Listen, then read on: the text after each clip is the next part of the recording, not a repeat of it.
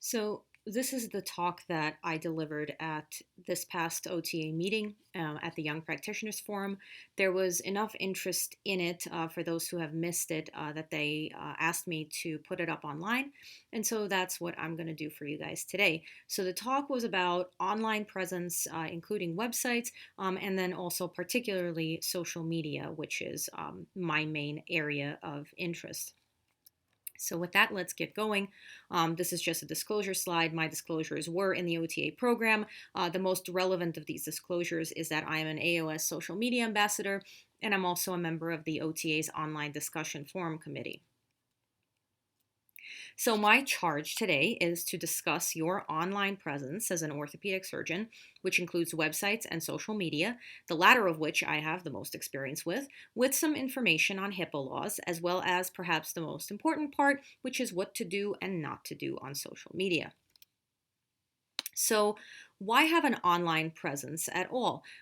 Well, it is an incredibly powerful tool in various ways for marketing of yourself and your practice, for educational activities like journal clubs, for patient advocacy, and for collaboration and dissemination of high quality, easily digestible information. There's also some evidence of increased academic citations with increased social media presence for both journals and individuals. And I personally don't think that there's a tool more powerful than social media of connecting experts in the field to surgeons all around the world who may not have the ability to attend meetings such as the OTA or the Academy.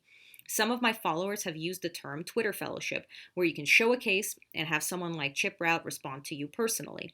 It's definitely a new era of connection and mutual education, and I have learned a ton from following people in other subspecialties than trauma. So, our overarching goals online, as in real life, should be beneficence, that everything we do should benefit patients directly or indirectly. Additionally, online presence has a unique goal of avoiding medutainment, which is basically posting things that pretend to be educational but really have no value beyond entertainment. And I'll give a couple of examples of that later. So, in terms of having your own website, it is certainly not necessary, particularly if the patients come to you as part of a large hospital trauma system. But in certain types of practices, a website can be advantageous in attracting patients. Studies show that 80% of patients search for physicians online, and only a small percentage look beyond page 2 of search results. So, having a one stop shop for access to yourself can improve referrals.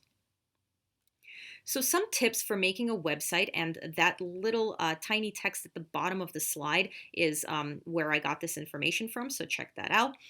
Is that you invest the money to have it made professionally by someone who knows how to do it. Having a copy editor can help format your site into a conversational style instead of medical jargon. Your About page should not list your awards and accolades, but instead talk about the types of problems you are uniquely qualified to treat and why you're qualified to do so. A headshot or a video should show your human face, not a face with a mask or loops. And finally, try to develop a niche. As the saying goes, someone who is a jack of all trades is a master of none. And you want to show patients that you are the best at treating certain problems, but not every problem in the book. So, some warnings about websites is that there's a gray zone when patients contact you online, and giving medical advice may constitute the beginning of a physician patient relationship. You want to avoid that, and so a disclaimer saying this is not medical advice, which you see in a lot of Twitter profiles, is important, and also directions to set up an actual appointment, a physical appointment, is preferable. So now let's talk about social media. So Twitter is my platform of choice, but there are many others that surgeons and patients use. What I will talk about is broadly applicable to any of them. If you want to post social media content, educational or otherwise, there are a few strategies. A regular posting strategy and consistently responding to follower comments is key to gaining engagement. For me personally, twice a day is the maximum, as people do get social media fatigue. When you're starting out, you can use hashtags like the ones listed to bring more attention to your posts, or comment on or retweet other accounts with your own commentary. If you have a niche or a passion, try to use social media to cultivate it. My passion, for example, is to share easy bread and butter trauma tips and tricks. For others, it might be nerve injury. For others, it might be physician wellness. So, whatever speaks to you is what you should be posting on, and consistently sticking with your chosen strategy over time will gain you results. It took me a while to figure out my own strategy, but with that, I was able to grow my following significantly. And speaking of that, one of the biggest keys to success on social media is not to care about the number of followers you have. It can become quite addicting to watch your numbers grow, but there are ups and downs, as with anything, and it can quickly become a source of frustration and even an addiction. So you have to be careful and treat it like you're walking into a casino. Consider your invested time like your gambling money. It's already gone, and you may or may not get the results you want. Being polite, positive, and humble online goes a long way. Arguments are inevitable, particularly if you post cases or controversial topics, but there is a way to have these arguments respectfully, and if things get too heated, the mute or block functions exist for a reason. So, in preparation for this talk, I spent a couple of weeks mining Twitter for things that I have seen that made me cringe, and I'm going to share some of these pitfalls with you. First is the wrong answers only trend, and you can see here that the MedTwitter hashtag is being used, broadcasting these unfortunate patients to the world. This is wrong. Some of these patients are children. Please avoid doing this. Posting, look at this gnarly injury type of cases. This is the medutainment that I talked about. It has no educational value. This particular post, which was done by a resident, had over 3,000 likes. It probably made that person who posted it feel good, but I doubt it benefited the patient or anyone looking at this CT scan. Here's another one. There's no real educational strategy here, no explanation of how you achieve the good result, just look at how good of a surgeon I am. So this doesn't really have a good benefit for patients either. Here's some more. This was a nurse, not a physician, who obviously leaned a certain way politically, and this, of course, applies no matter which side of the political spectrum you are on, but she had not thought about how perhaps half of her patient population would feel if they saw something like this. She also had a history of attacking physicians on social media, and in a particularly egregious tweet that she deleted after a backlash, showed a clinical photo of an open pelvic fracture in a child with a wrong diagnosis only and a bunch of smiley faces. Social media is really a great way to point out the sociopaths in our society. Another pitfall, patient information. Anything blue here is patient info like names, dates, medical record numbers that I covered up for the purposes of this talk, but that were present in the post. Even de-identified images are no longer considered de-identified if you mention the patient's age, sex, and how long ago you did the case. Again, CT scans with all the information left in. It's great to ask for advice. It's not so great to leave the information. So let's talk about HIPAA laws and de-identification. So the first thing to do about this is that to understand that true de-identified data is not subject to HIPAA law and can theoretically be used anywhere for any reason.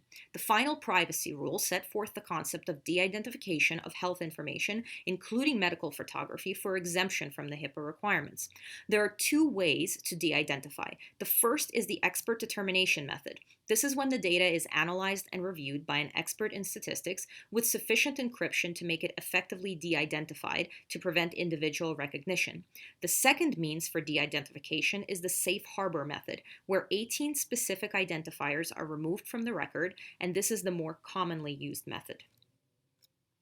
These are the 18 identifiers. Note that it does include full face photographs, but it can also apply to other identifying photos like those involving tattoos or significant scars. So are images truly de-identified, and if so, can we use them? So this is a document from the UK, a primer on this topic. And in this scenario, the question asks about presenting images at a national conference, as many of us do. Do you need patient consent for that? So if the images are truly de-identified, the answer is no, but the document is also quick to state that if you have a particularly complex or unusual image, then it is possible to identify an individual patient and consent should be sought. Something to ponder as we discuss cases all the time at these conferences. Here's another scenario. You find a random x-ray without any information on it, so it is not part of protected information and you can share it. However, again, for everything there is an exception, as in this sanctioned by the medical board against a physician who was practicing medutainment, posting gruesome fatalities and using Terminator memes and comparisons. Even if the x-rays were not identifiable, the use was inappropriate and had no educational value, as the physician tried to say they did, so it violated professional conduct and got that physician in trouble. Like x-rays, clinical photography should be treated and de-identified the same way if you want to use them on social media. So the takeaway from these slides is that although if you truly de-identify cases, you're probably safe, the safest thing to do is to always, always, always get patient consent to share even de-identified images on social media or websites. It is more involved than a standard medical photography consent because social media is much more of a true public forum, and the patient has to be aware of that. I have written consent, for example, for every case that I post, and most patients do not have a problem with it as long as it has an educational purpose. So here are some examples of how it's done right. So in one case, the image is from a book and not a patient. In the case in the middle, there's two clear educational points being made. And in the last one, there's a discussion of what is happening in the fluoroscopy shot and a link to a relevant article. All of these are acceptable and go beyond mere entertainment value. Some parting thoughts: what you put on social media stays there forever. If you're not comfortable with your posts being broadcast on television for your patients, colleagues, and grandma to see, you should probably not post it. And I'd be remiss if I didn't mention the OTA's online discussion forum, which is a great case discussion platform that is more secure than standard social media, and you should try to make use of that. Also, for more information, there's an OTA webinar on this topic, and the website for that is listed on the slide. Thank you very much. My contact information is on the slide if you have any questions.